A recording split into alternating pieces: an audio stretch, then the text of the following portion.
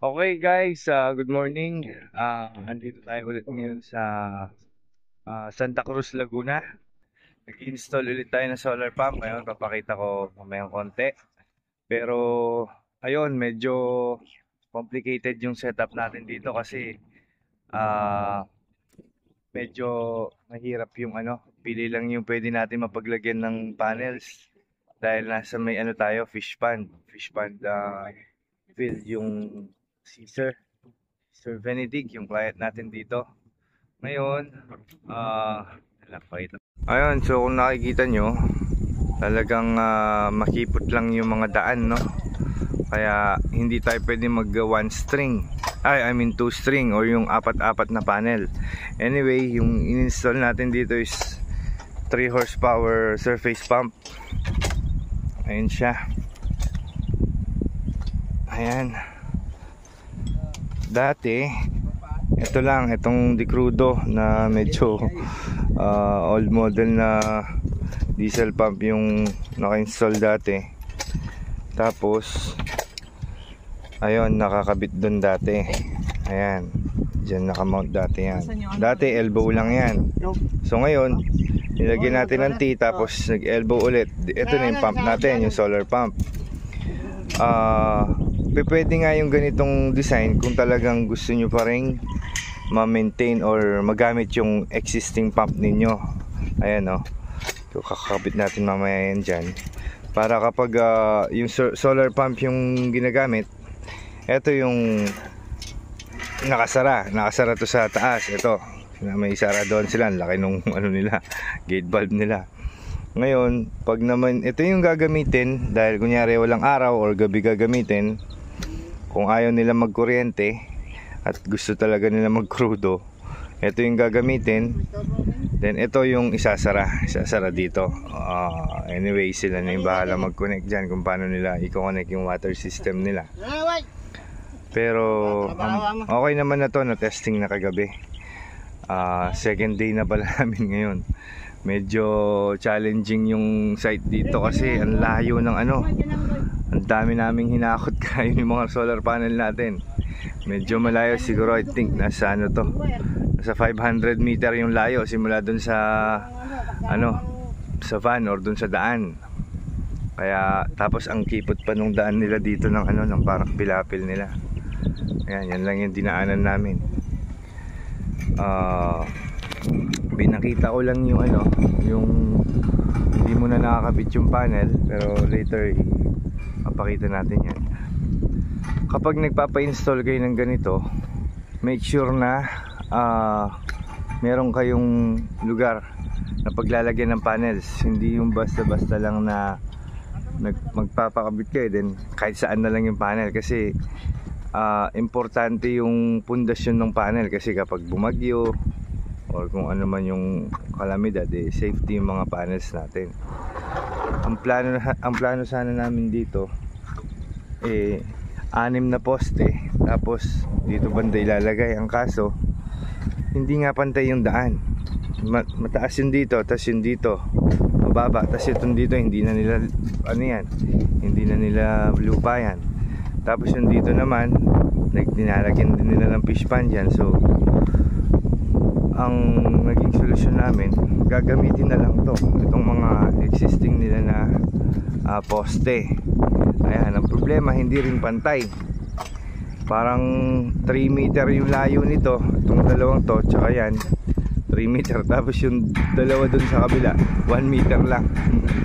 So talagang medyo i-improvise tayo nung nung frame nya, yung poste. Okay, sige, mamaya i-testing natin. Actually na-testing na namin to kahapon. Anyway pala, ito nga pala yung pinaka kailangan yung tandaan dyan kapag magpapa-install kayo ng solar pump. Itong deep well nila D4 yung nakabaon. Ngayon hindi nasabi sa akin ni sir, ang sabi kasi niya 5.5 na D4. So nag-assume ako na 5.5 meter lang yon or 5.5 feet. Either 5.5 meter or 5.5 feet po pwede itong mga to. Kasi itong mga to pang shallow well to surface pump. Hindi ito applicable sa lahat ng deep well.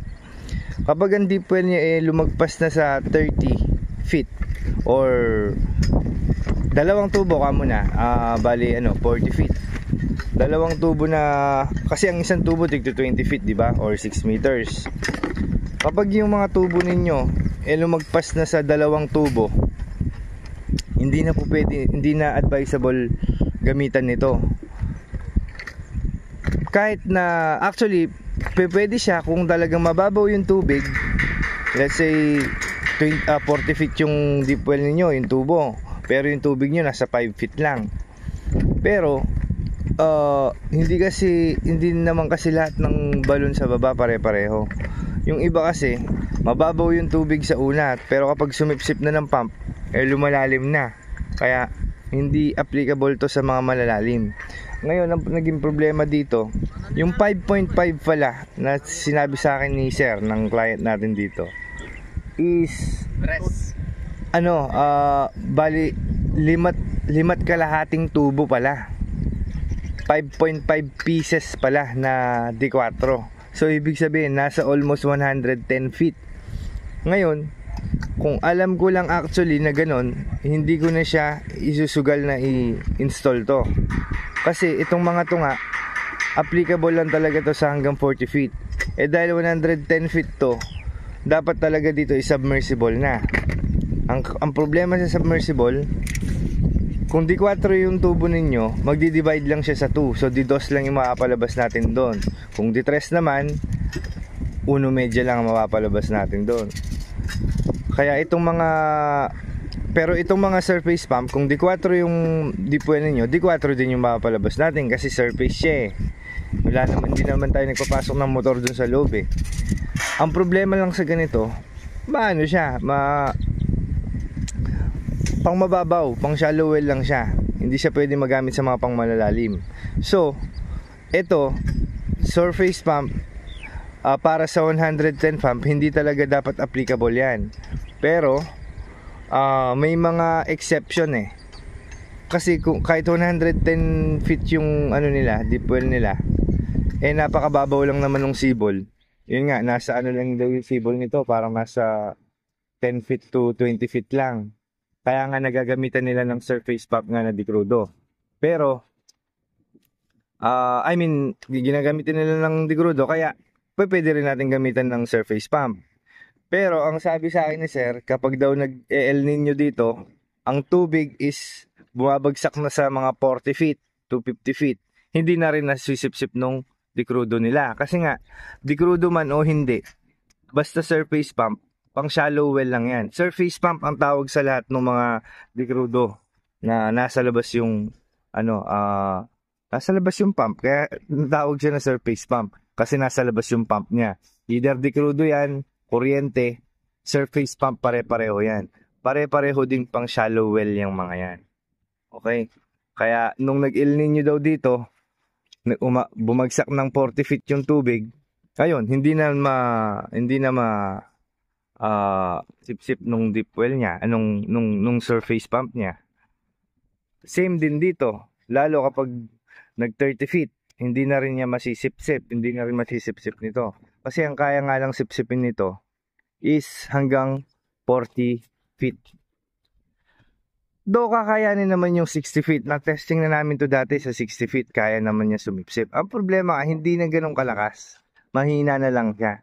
Hindi niyo na may enjoy yung performance niya talaga. Kung mapansin niyo sa mga ibang vlog ko, yung mga ganitong surface pump, ang lalakas, di ba? Kasi nga, nasa lang yung mga yun, nasa isang tubo lang.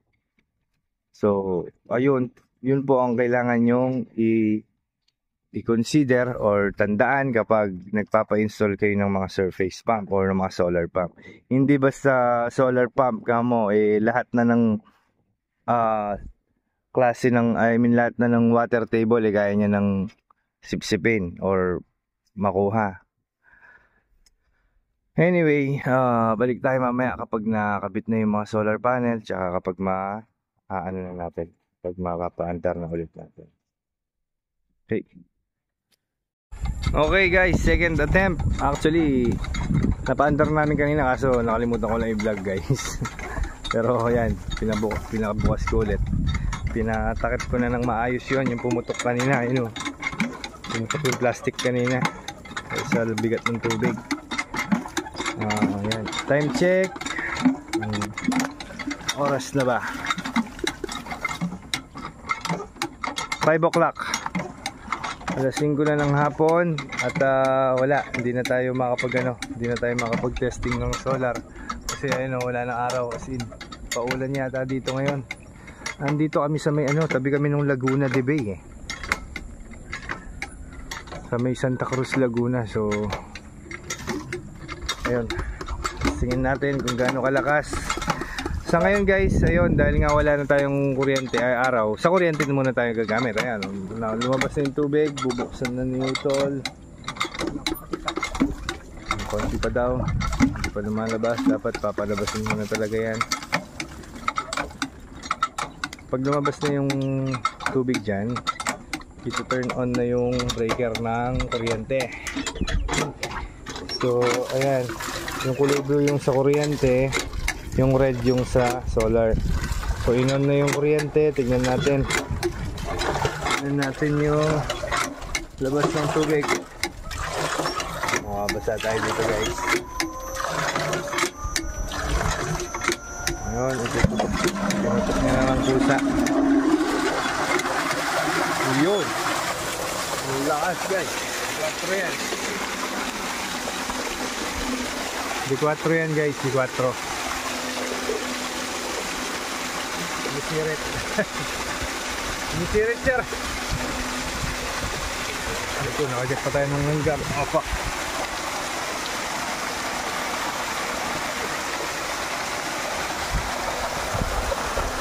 Misirit sir, no?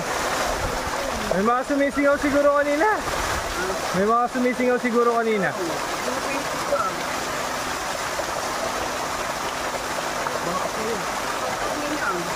May sumisirit siguro kanina. Pero tignan natin baka pag naubos na yung tubig. So yun guys, okay naman. Lakas naman yung tubig ngayon.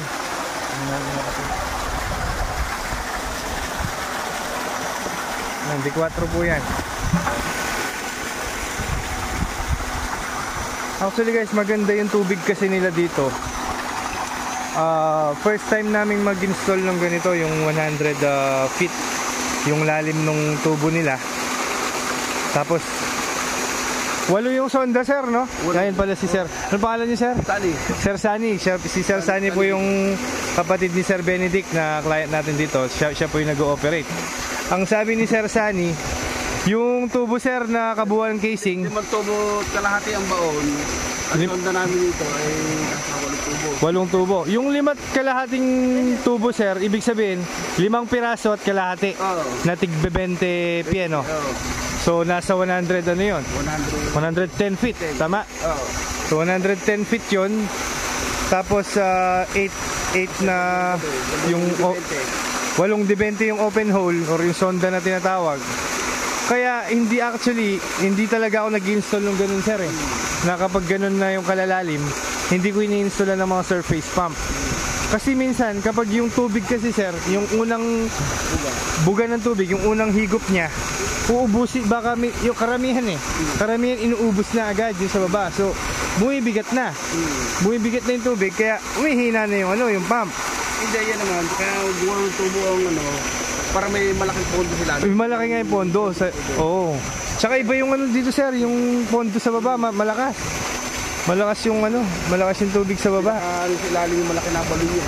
Oo, kaya parang considered as parang considered as open hole. Kasi in-install namin sa yung sa lawa sila kumukuha sa ilog. Ganyan din kalakas kasi nga ilog lang, open lang mababaw lang. Parang ganyan din yung performance niya. So very good yung natin, yung water source natin dito. Hindi tayo nagka-problema. Ayun, sumisirit to.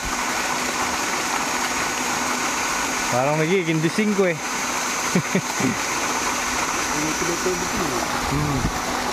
So yun, nice and clean naman yung natin. Tingnan natin sa malayo. Ayun, yun ang talagang challenging na ginawa natin. Makita nyo naman, no? Medyo, sabi kong challenging, which is sa iba hindi. Pero sa amin kasi, simple lang kasi talaga yung pag-construct namin sa mga ganyan. Kaya first time naming nahirapan. Dahil yung mga poste, yung mga frame, iba-iba yung size. Tapos napakalayo pa nung pinaggalingan. Medyo dun kami napalaban, no? Hindi ko na nga na-vlog yun kasi. So guys, ayun, hopefully may natutunan ulit kayo dito sa vlog natin. At maraming salamat po sa mga sumusuporta. At pang second day na namin dito. At anong oras na, actually ako lang nang hinintay, nag-vlog na lang ako. Thank you again sa mga nandito pa. Shout out kay Sir, pangalan niya, shoutout kay Sir Benedict. Okay, thank you very much sa tiwala. Kahit from Tarlac kami to Laguna, nagtiwala po sa atin na when it comes to payment and sa installation and sa pagpapatuloy niya po sa bahay nila. Thank you very much po. Mabuhay po kayo, Sir Benedict. At ayun guys, thank you very much. Kung bago ka sa channel, sana mag-subscribe ka naman. Nakakatulong po yan sa atin para makagawa lang tayo ng makagawa. Ayun, sa mga gustong magpakabit, pwede rin. Ayan, laging nandyan lang yung natin, contact natin. Okay, thank you, bye bye.